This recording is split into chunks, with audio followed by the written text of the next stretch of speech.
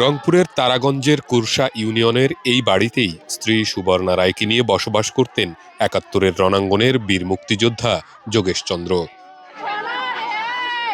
কিন্তু রবিবার সকালে বাড়ি থেকে কোনো সাড়া শব্দ না পেয়ে স্থানীয়রা ঘরে ঢুকে স্বামী স্ত্রী দুজনের মরদেহ দেখতে পান।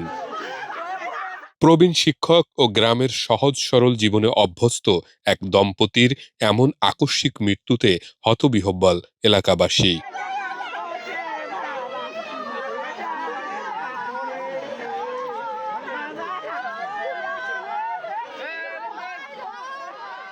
স্থানীয় বাসিন্দা, পুলিশ ও প্রত্যক্ষদর্শীরা জানিয়েছেন, যোগেশ দম্পতির ২ ছেলে, তারা বাংলাদেশ পুলিশে কর্মরত। ফলে বাড়িতে একাই থাকতেন ওই দম্পতি। প্রতিদিনের মতো গতরাতেও তারা ঘুমাতে যান।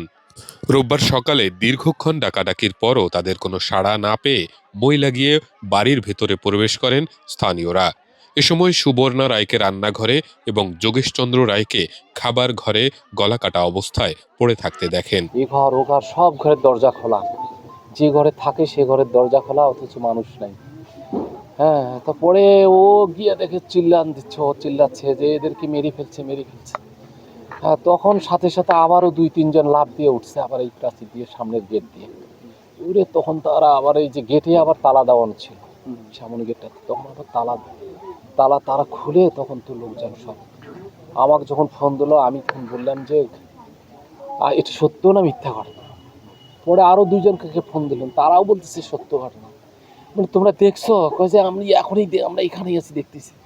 আর এক জায়গা তো ভাই আছে টিচার পার্সন, ওকে ফোন দিলাম। ও বলতেছে যে ভাই আমি যাচ্ছি, খবরটা শুনে। ও শুনে এসে দেখার পরে ফোন দিয়েছে, তখন আমার বিশ্বাস। নিভৃত গ্রামে এমন ঘটনায় চাঞ্চল্য ছড়িয়ে পড়েছে এলাকা জুড়ে। সাধারণ মানুষ ও রাজনৈতিক দলের নেতারাও জড়ো হতে থাকেন ভুক্তভোগীর বাসায়। শত্রু তো আমার জানার মতো ওনার নাই, ঠিক আছে? উনি ভালো মানুষ, উনি কারোর সাথে কখনো লাগতেও যায় না, কোনো সময় ইয়েও করে। আর উনি তো 85+, কোনো সময় কার শত্রু হয়ে বসে থাকতে পারে। যারা এই কাম ঘটাইছে তাদেরকে যেন ২৪ ঘন্টার ভিতর দৃষ্টান্তমূলক শাস্তির ব্যবস্থা করে। সর্বশেষ আমি চাই তাদের ফাঁসি, সেই আসামির ফাঁসি ২৪ ঘন্টার ভিতর দিতে হবে।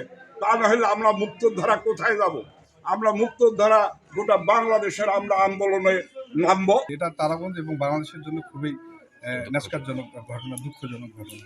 আমি এটা প্রশাসনকে বলবো যে অবশ্যই এটা দৃষ্টান্তমূলক, দোষীকে তাকে বাইর করে দৃষ্টান্তমূলক শাস্তি দেওয়া। পরে ঘটনাস্থলে এসে বিভিন্ন আলামত সংগ্রহ করে পুলিশের বিশেষায়িত ইউনিট।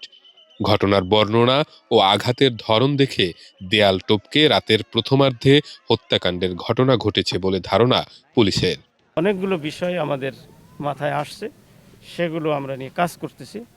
উইদিন শর্ট টাইম এর সঠিক কারণটা, মৃত্যুর সঠিক কারণ আমরা উদ্ঘাটন করতে পারবো এবং এর সাথে যারা জড়িত উইদিন শর্ট টাইম তাদেরকে আমরা গ্রেপ্তার করতে সক্ষম হব।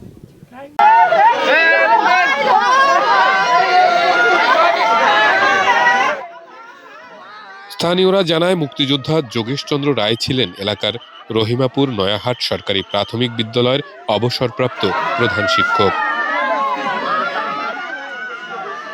ঘটনার ভয়াবহতা বিবেচনায় তদন্ত সাপেক্ষে দ্রুত অপরাধীদের বিরুদ্ধে আইনগত ব্যবস্থা নেয়ার দাবি এলাকাবাসীর।